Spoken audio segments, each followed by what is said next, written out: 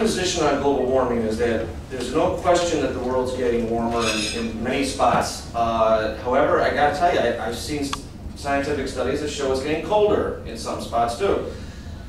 The issue has to be keeping our resources clean, keeping the earth clean, finding ways to diversify ourselves away from the burning of fossil fuels. These are all good, excellent, conservative things to do. I mean, the very essence of a conservative is the idea that we want to conserve resources and we want to conserve the air and the water. I mean, I grew up in Chicago.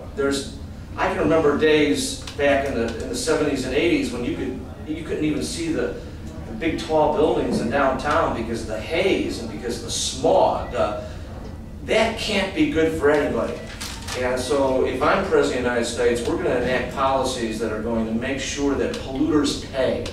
I think that's the first conservative idea that any conservative wants to put forth in terms of making sure that the environment is clean.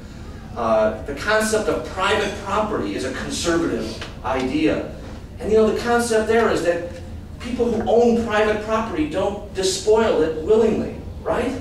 I mean, if you own private property and it's got some value to it and it's part of the private economy, you're not going to willingly pollute it, and you shouldn't willingly pollute it, and you should have a right of action against anybody who does pollute willingly your property. So, two things on that.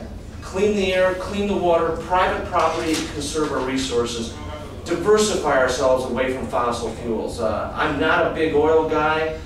I believe in diversification. I owned a potato chip company in Chicago, Jay's Potato Chips. And we had 12 different potato suppliers. We had a dozen or 20 different oil people that we could go to in terms of getting our corn oil and getting salt and other kinds of supplies.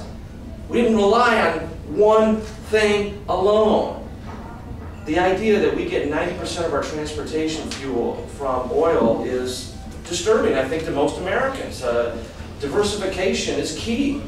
And obviously the idea that we're funding people like Ahmadinejad and Chavez and and making Russia more powerful than it should be because of the oil price that we have to pay today, I think is a major, major security issue for the United States. So I believe in diversifying, so I want to see more efforts at wind and solar energy. I want to see more efforts in an electric car.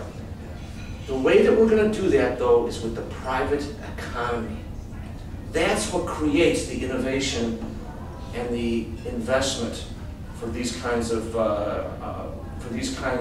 future innovations that are going to diversify us away from oil. What I like to do is I like to talk about cellular phones because it's something that we all know and we all can see. I mean, I bought my first phone in 1983 for $4,000. Be about $10,000 in today's dollars. Oh, it was a big bag.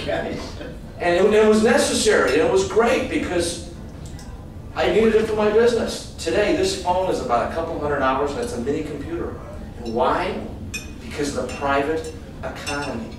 Because there was an investment incentive. There was competition. So what we have to do is we have to set up a way for investment to flow into new technologies and energy, make them in demand.